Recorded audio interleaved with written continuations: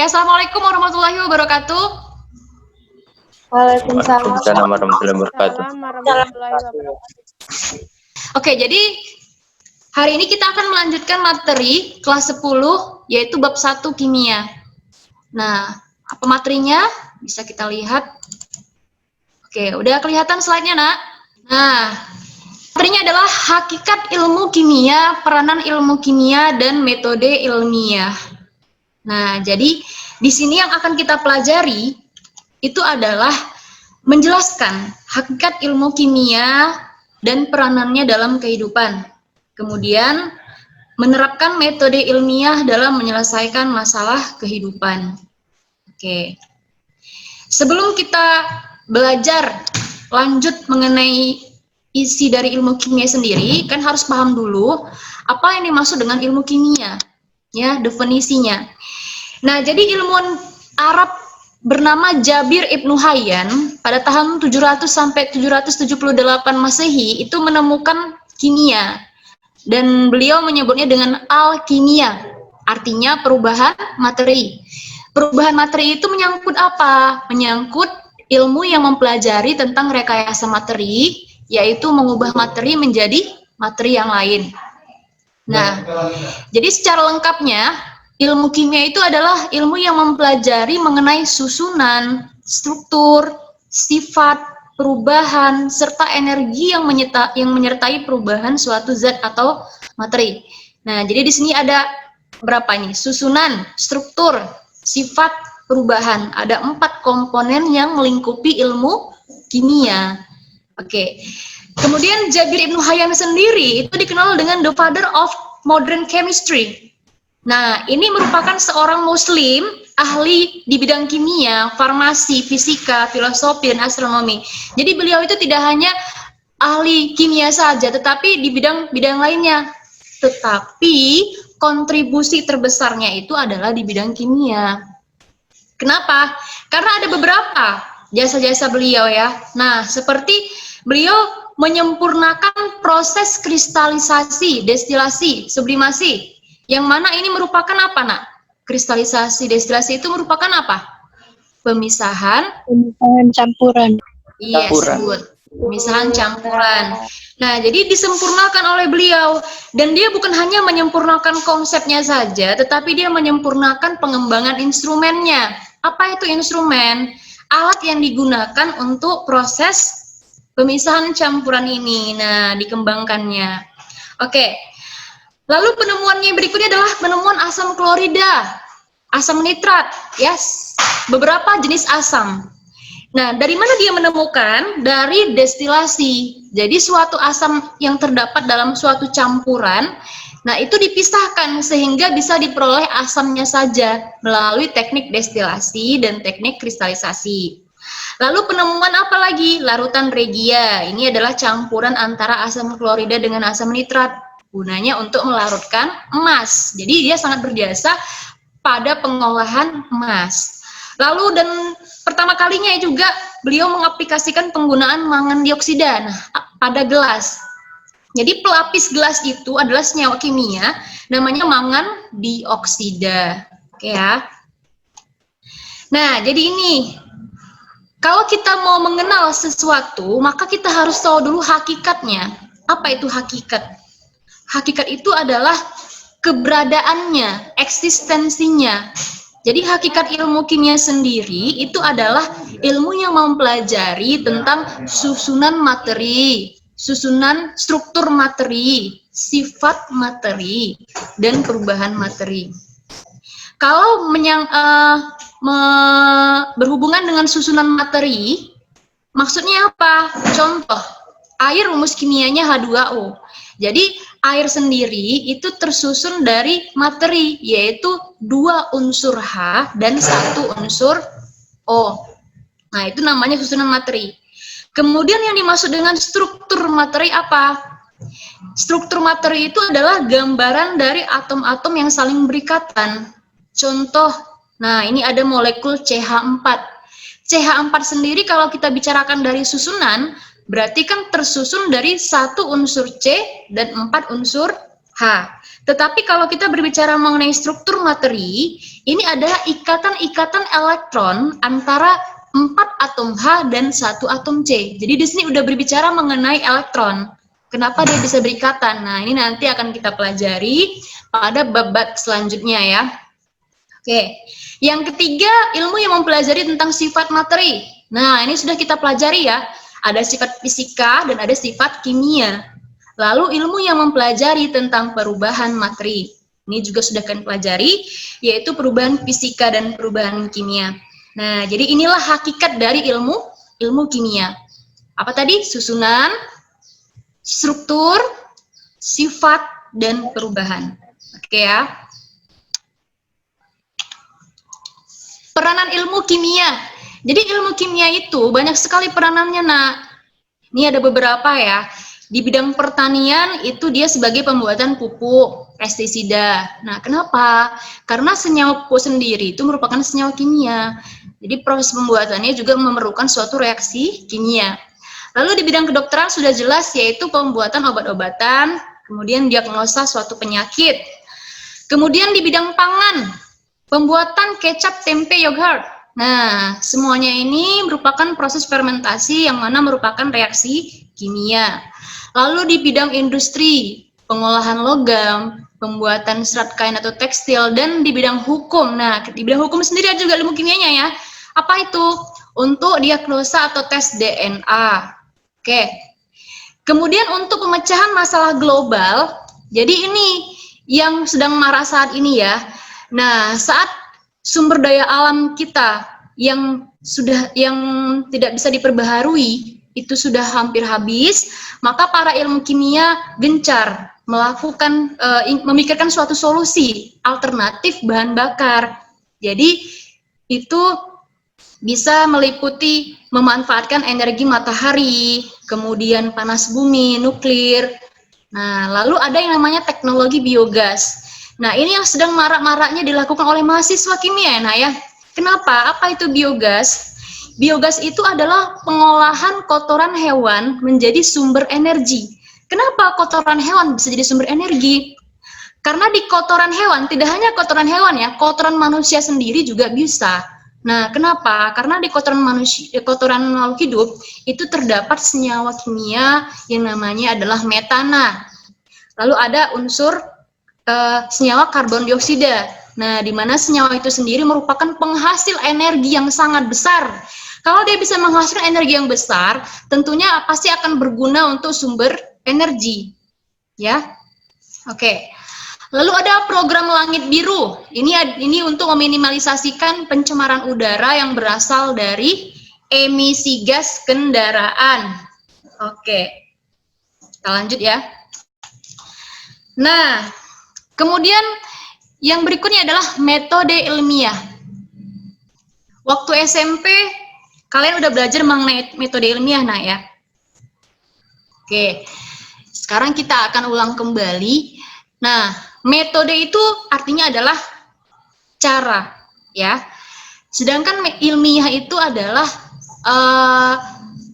sains ya. Jadi metode ilmiah ini bisa diartikan suatu cara sistematis yang digunakan oleh ilmuwan untuk memecahkan masalah-masalah yang dihadapi, terutama masalah-masalah ilmiah. Enak ya? Nah, jadi apa gunanya metode ilmiah ini? Jadi banyak gunanya. Dengan memanfaatkan metode ilmiah, ilmuwan itu bisa mengembangkan ilmu pengetahuan. Sehingga yang sekarang ini kita peroleh dalam bentuk teori atau konsep. Kemudian gunanya untuk memecahkan masalah dalam kehidupan sehari-hari. Menguji ulang hasil penelitian orang lain, sehingga diperolehlah kebenaran yang objektif. Oke. Nah, ini ada dalam metode ilmiah, ada kerja ilmiah. Di kerja ilmiah itu sendiri, nah, itu butuh sikap ilmiah. Apa-apa aja sikap ilmiah? Jujur. Kenapa ilmuwan itu harus jujur? Nah, karena ini sangat berkontribusi untuk penemuan dia. Kemudian dia harus menunjukkan sikap yang objektif. Oke. Kemudian sikap proses ilmiahnya itu adalah ditunjukkan dari observasi dan eksperimennya. Nah, jadi sikap yang ini tadi, jujur, objektif, terbuka, satu lagi ya. Itu harus ditunjukkan dari proses ilmiahnya sendiri, yaitu observasi dan eksperimen. Lalu nanti kalau dia sudah melewati tahap-tahap ini, maka akan diperolehlah suatu produk ilmiah, yaitu yang berupa fakta atau teori. Nah, contoh misalkan penemuan apa yang kalian sudah pelajari, misalkan Einstein menemukan teori apa? Misalkan teori mengenai energi gitu ya. Nah, jadi teori yang kalian pelajari itu sebenarnya diperoleh dari ini nak, sikap ilmiah beliau, kemudian prosesnya. Nah, tidak mudah untuk mendapatkan suatu fakta atau teori yang kita pelajari saat ini. Nah, untuk langkah metode ilmiah itu ada dimulai dari merumuskan masalah, lalu mengumpulkan teori atau data. Setelah mengumpulkan teori, lalu kita membuat hipotesis. Setelah hipotesis, dilakukanlah yang namanya eksperimen. Nah, setelah eksperimen, kita bisa menarik kesimpulan. Kemudian setelah kesimpulan, nah, diuji lagi kesimpulan yang kita lakukan, eksperimen ulang. Dan tahap terakhir adalah menulis laporan. Oke, kita akan bahas satu persatu ya nak ya. Jadi sebenarnya pada pertemuan ini, kalian harus paham langkah metode ilmiah. Kenapa?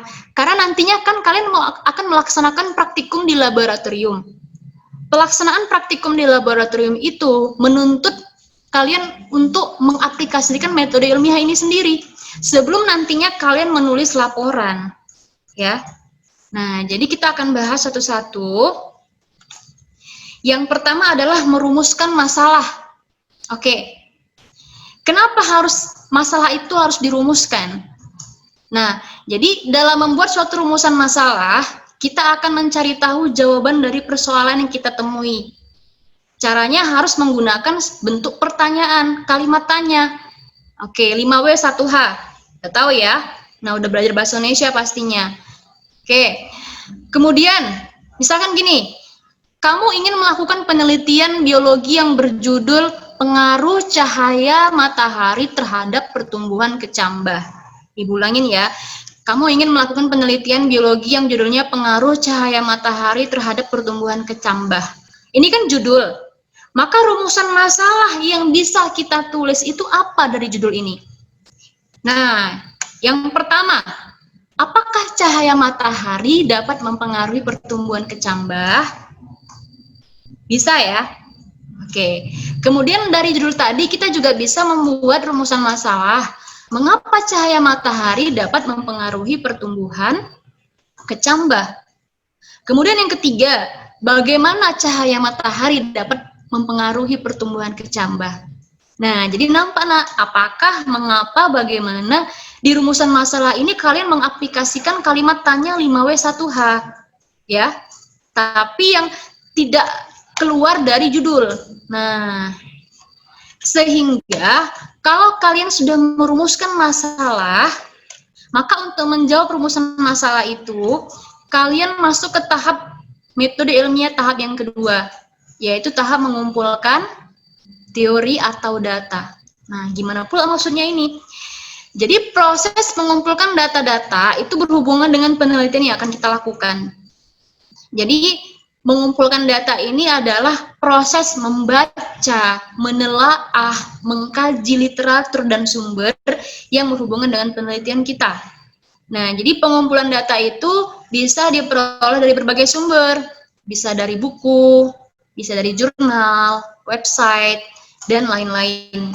Ya, jadi tadi kan judulnya ini, pengaruh cahaya matahari terhadap pertumbuhan kecambah, ya kan?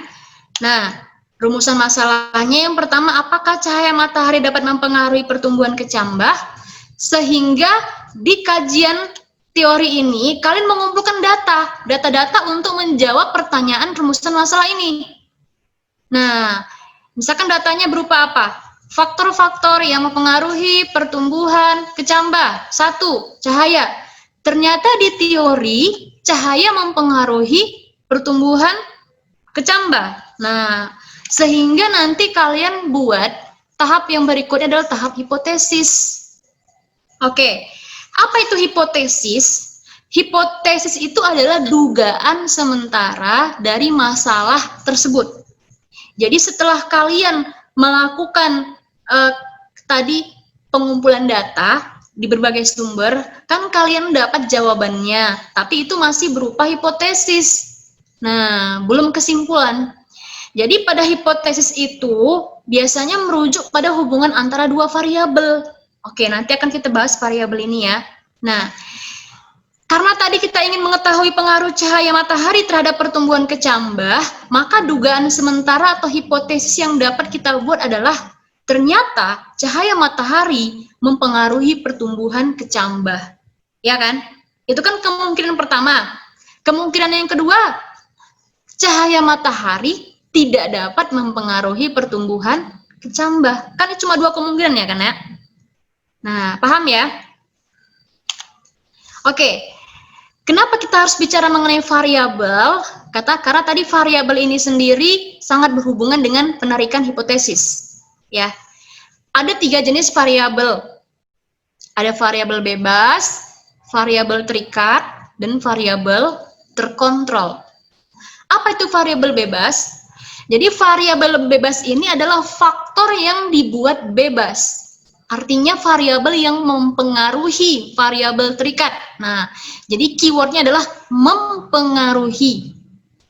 Sedangkan variabel terikat itu adalah variabel yang dipengaruhi oleh variabel bebas. Nah, jadi dia dipengaruhi oleh variabel bebas.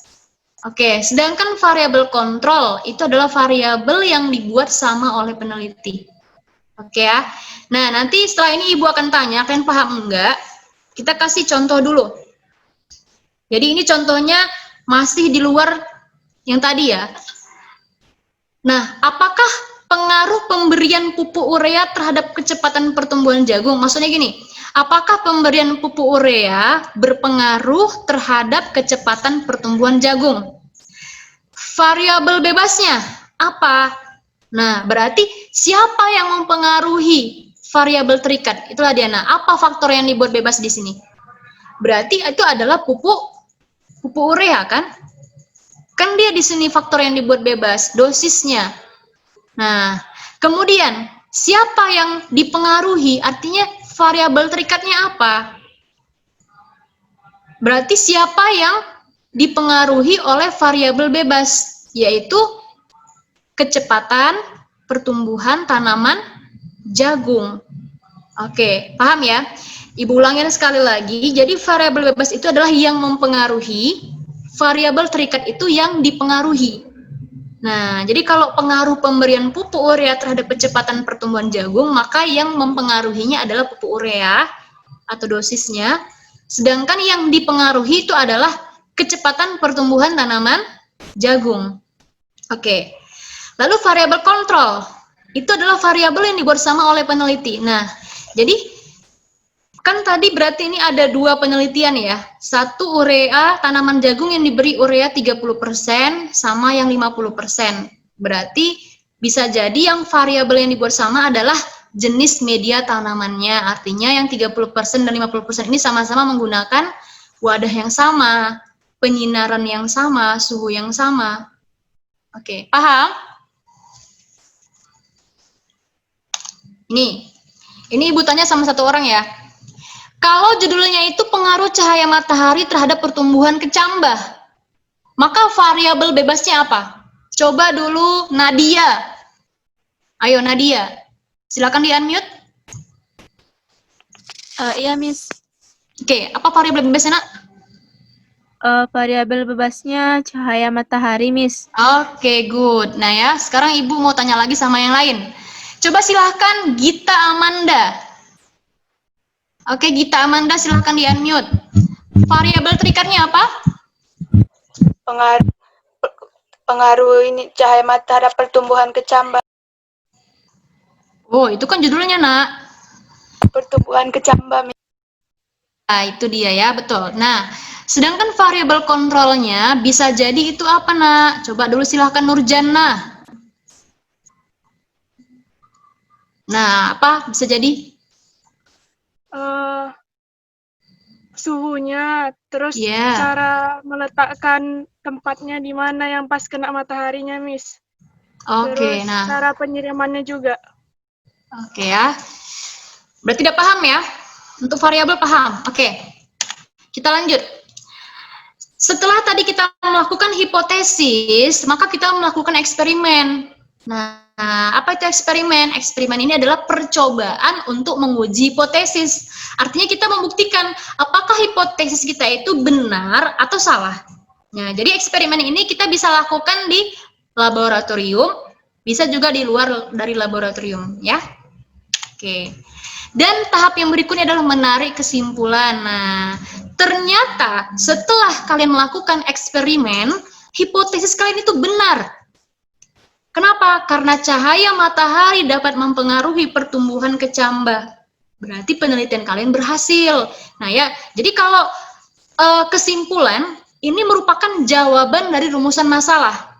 Kalau tadi pada tahap awal kita balik lagi ya, rumusan masalahnya adalah apakah cahaya matahari dapat mempengaruhi pertumbuhan kecambah, maka di kesimpulannya itu harus sinkron, harus sejalan. Jawaban dari rumusan masalah ini, berarti jawabannya adalah cahaya matahari dapat mempengaruhi pertumbuhan kecambah. Itulah hubungan antara rumusan masalah dengan kesimpulan. Atau bisa saja hipotesis kalian tidak benar, ya artinya tidak sesuai dengan teori atau dengan eksperimen. Berarti jawabannya cahaya matahari tidak dapat mempengaruhi pertumbuhan kecambah. Jadi yang namanya penelitian itu tidak harus berhasil. Bisa jadi hipotesisnya gagal ya. Nah, tetapi bukan berarti itu salah. Oke. Nah, sampai sini paham ya, Naya? Oke. Sekarang untuk mengetahui apakah kalian sudah paham atau belum, Ibu akan kasih beberapa 3 kuis. Nah, jadi di sini kita lihat soalnya. Belakangan ini virus corona atau yang dikenal dengan COVID-19 menjadi pandemi yang membahayakan hampir di semua negara. Pasalnya, penularan virus itu begitu cepat dan langsung menginfeksi manusia. Untuk mengatasi hal ini tentunya diperlukan peranan beberapa ilmuwan. Di bawah ini yang termasuk kontribusi ilmu kimia dalam mengatasi pandemi tersebut adalah A. Menganalisis struktur morfologi virus. B. Mengkaji beberapa hal yang menjadi gejala awal virus. C.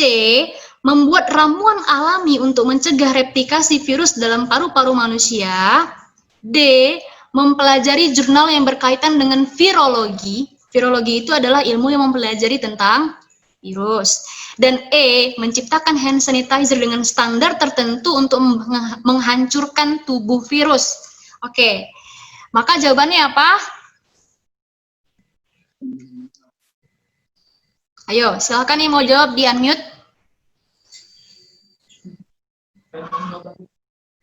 Ayo, apa jawabannya? Kontribusi ilmu kimia.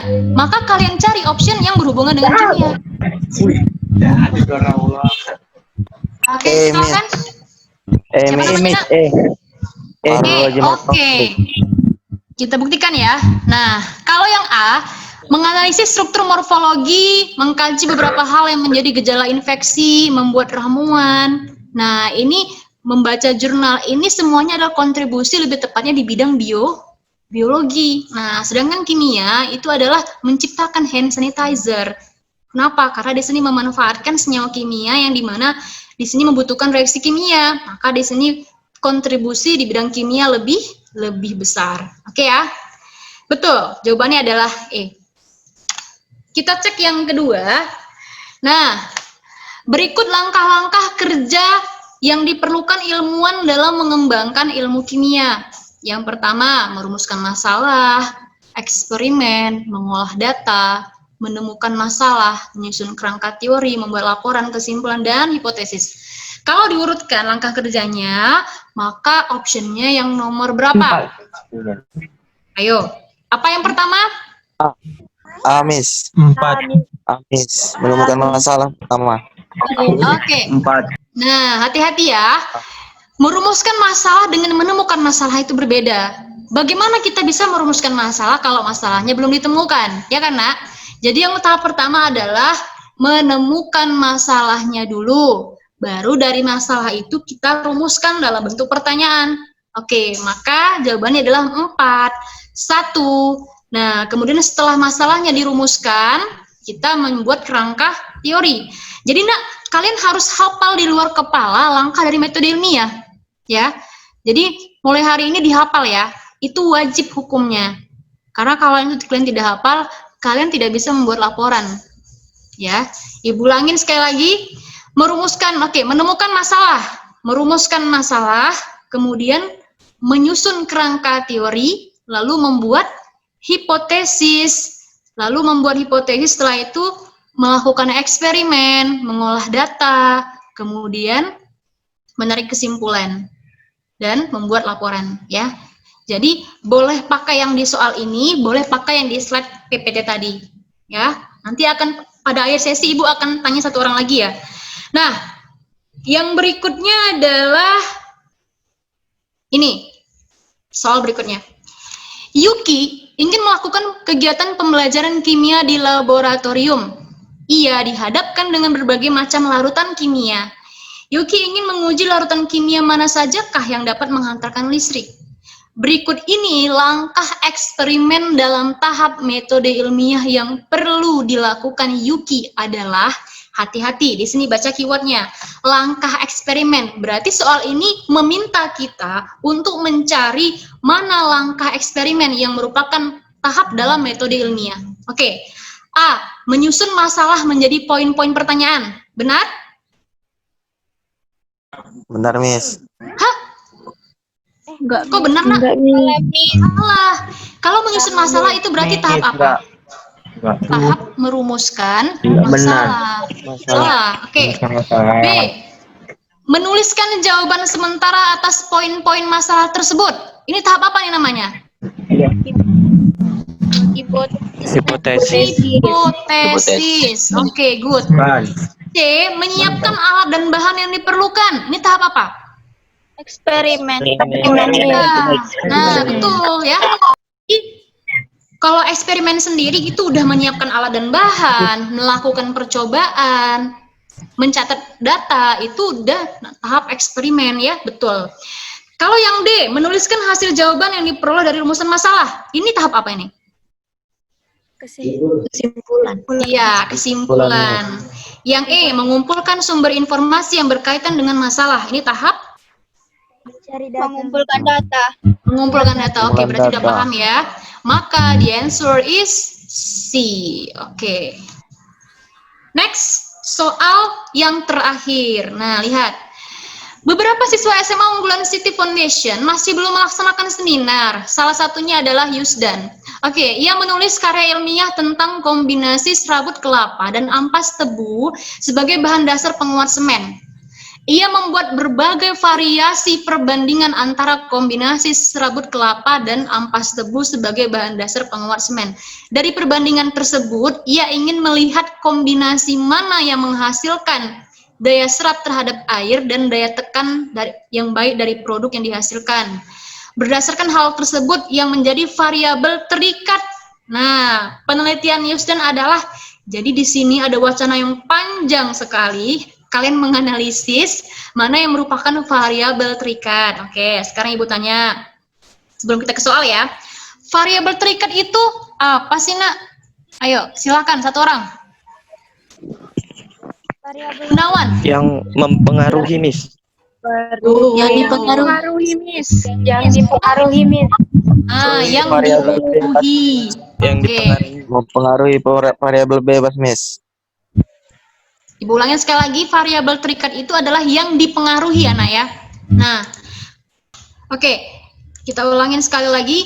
Variabel terikat itu adalah yang dipengaruhi. Nah, jadi kalau dia ingin melihat kombinasi mana yang menghasilkan daya serap terhadap air dan daya tekan terhadap yang baik dari produk, maka berdasarkan hal tersebut yang menjadi variabel terikat penelitiannya adalah, nah, Ibu ulangin sekali lagi, beliau ingin melakukan penelitian tentang kombinasi sabut kelapa dan ampas tebu sebagai bahan dasar penguat semen.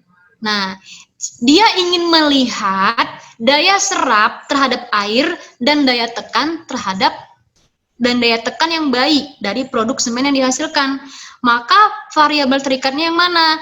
A. Kombinasi sabut kelapa dan ampas tebu. Benar apa salah? Salah. Salah. Justru ini adalah variabel bebas. Ya kan? Nah, B. Variasi perbandingan antara kombinasi sabut kelapa dan ampas tebu. Ini juga hampir sama dengan A. Ya kan? Cuma di sini dia lebih jelas lagi, variasi perbandingan. Berarti dengan adanya perbedaan variasi, itulah yang namanya variabel bebas. Faktor yang dibuat berbeda atau dia faktor yang dibuat bebas, ya kan? Sedangkan yang C, daya serap terhadap air dan daya tekan terhadap semen. Betul? Benar. Benar ya. Benar. Karena dia ingin melihat ini. Nah, jadi sabut kelapa dan ampas tebu tadi justru mempengaruhi daya serap terhadap air dan daya tekan terhadap semen. Maka jawabannya adalah yang C. Oke. Nah, paham nak? Paham, Miss. Paham ya? Jadi pertemuan kita kali ini kan bahas metode ilmiah. Ini nanti sangat berhubungan dengan pengetahuan awal kalian dalam membuat riset. Ya kan udah bicara mengenai riset sama Sir Jamie ya. Nah, jadi nanti kalian udah punya pengetahuan awal dari judul, kalian udah bisa menentukan yang namanya variabel bebas terikat. Oke. Nah, sampai di sini pertemuan kita. Nanti kalau ada yang mau ditanyakan melalui wali kelas saja ya nak ya. Oke, Assalamualaikum warahmatullahi wabarakatuh.